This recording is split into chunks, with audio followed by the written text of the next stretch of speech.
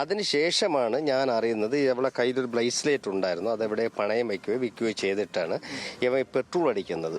Petrol അടിച്ചിട്ടാണ് പിന്നെ അവൾ പോകുന്നത്. അപ്പം സാധാരണ ഈ പയ്യൻ ഈ പെൺകുട്ടിയായിട്ട് അടുപ്പത്തിലാണ്. എപ്പോഴേ വരുന്നുണ്ട്, ബൈക്കിലോ ആ മൂലമറ്റത്തോ അപ്പുറത്തോ ഒക്കെ കൊണ്ടാക്കിയിട്ട് പോവും. അപ്പം സ്ഥിരം എന്ന് പറഞ്ഞപ്പോ വരും, അറിയാമായിരുന്നു. അവന് നമുക്ക് ഈ വീട്ടുകാർക്ക് കുഴപ്പമൊന്നുമില്ല, എതിർപ്പൊന്നുമില്ല. ഈ പെണ്ണ എനിക്കും എതിർപ്പില്ലായിരുന്നു. കാര്യം ഒരു ഇഷ്ടപ്പെട്ട കാര്യം, നമ്മളെ എതിർത്തിട്ടും കാര്യമില്ല. കാര്യം ഒന്നാമത്തെ കാര്യം അത് സ്വയജാതിയാണല്ലോ, വേറെ വിഷയങ്ങളൊന്നുമില്ല. പയ്യൻ ചെറുപ്പക്കാരന് 10-21 വയസ്സായോ സമ്മതമൊന്നും നമുക്ക് വേറെ വിഷയങ്ങളൊന്നുമില്ല. അപ്പൊ അവന്റെ സുനിലിന്റെ ഭാര്യ ഷീജ ഞങ്ങളെല്ലാം വരെ ഒരു 2 ആഴ്ചയ്ക്ക് മുമ്പ് ടൂറെല്ലാം പോയിട്ട് വന്നതാണ്.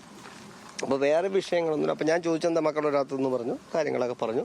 സന്തോഷമായിട്ട് ഈ വ്യവസ്ഥ ഉണ്ടാവും നമ്മൾ പ്രതീക്ഷിച്ചില്ല. അപ്പോൾ ഞാൻ ചോദിച്ചു മക്കളെ എവിടെ പോകണം, എൻ്റെ മോനെ പറഞ്ഞു വിടണമല്ലോ ട്യൂഷൻ. അത് ട്യൂഷനുണ്ട്, ട്യൂഷന് പോയിട്ട് വരാം എന്ന് പറയുന്നു.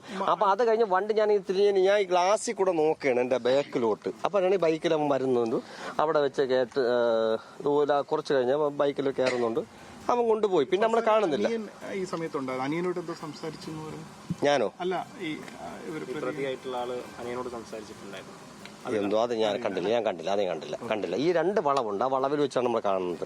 അപ്പൊ എന്റെ മകനെ പഠിപ്പിച്ചുകൊണ്ടിരിക്കുകയാണ്, ബിലാലിനെ.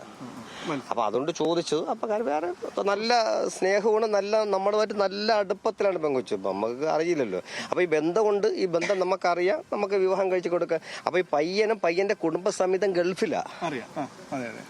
അവർ ഗൾഫിലാ നാട്ടിൽ വന്നതും കാര്യങ്ങൾ.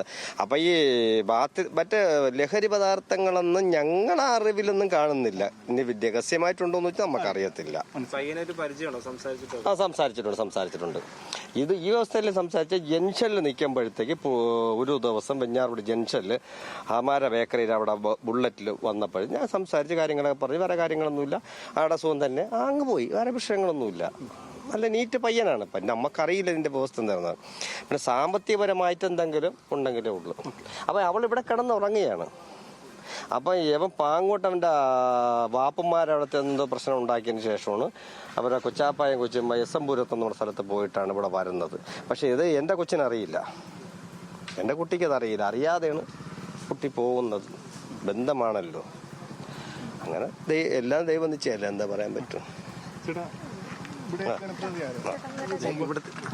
ഞാൻ ഇവിടുത്തെ ജനപ്രതിനിധി അല്ല, വെഞ്ഞാറമൂട്ടിലായിരുന്നു ടൗണിൽ. അവിടെയാണ് അവർ താമസിച്ചിരുന്നത്.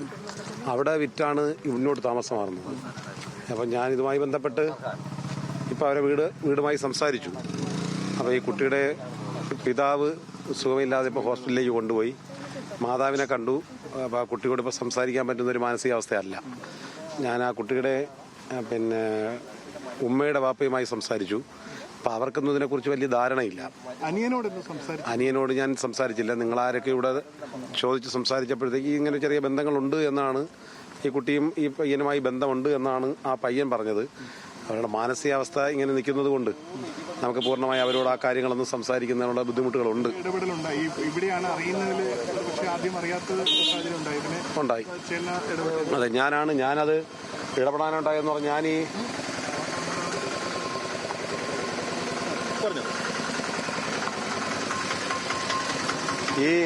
ഞാൻ ഹോസ്പിറ്റലിലേക്ക് നമ്മൾ ഈ വിവരം അറിഞ്ഞ് ആ പേരുമല വീട്ടിലേക്ക് പോവുകയും അതിനുശേഷം പോലീസ് സ്റ്റേഷനിലൊന്ന് വിവരങ്ങൾ അന്വേഷിച്ചപ്പോൾ പോലീസ് വിട്ട് കാര്യങ്ങളൊന്നും പറയാത്തൊരു സാഹചര്യത്തിലാണ് ഞങ്ങൾ ഗോകുലത്തിലേക്ക് പോകുന്നത്. ഗോകുലത്തിൽ ചെന്ന് ഈ 3 പേരെയും കാണുകയും ഈ കുട്ടിയെ ഞാനൊന്ന് നോക്കിയപ്പോൾ എനിക്കൊരു സംശയം ഉണ്ടായി. ആ കുട്ടി, അപ്പോൾ നമുക്ക് അവിടെ തന്നെ ജോലി ചെയ്യുന്നൊരു പയ്യൻ ഇതിനടുത്തുള്ള അവനും എന്നോടൊരു സംശയം ഇങ്ങനെ പ്രകടിപ്പിച്ചു. ഇങ്ങനെ നമുക്ക് ഇന്ന വീട്ടിലെ കുട്ടിയായിരിക്കും.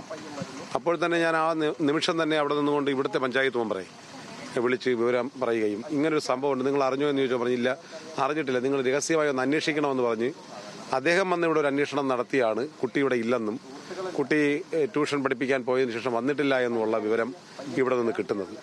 അപ്പോഴാണ് നമ്മൾ കൃത്യമായ ആ കുട്ടിയുടെ വിവരത്തെക്കുറിച്ച് അറിയുന്നത്. അതാണ് അതിനെ സംബന്ധിച്ച്.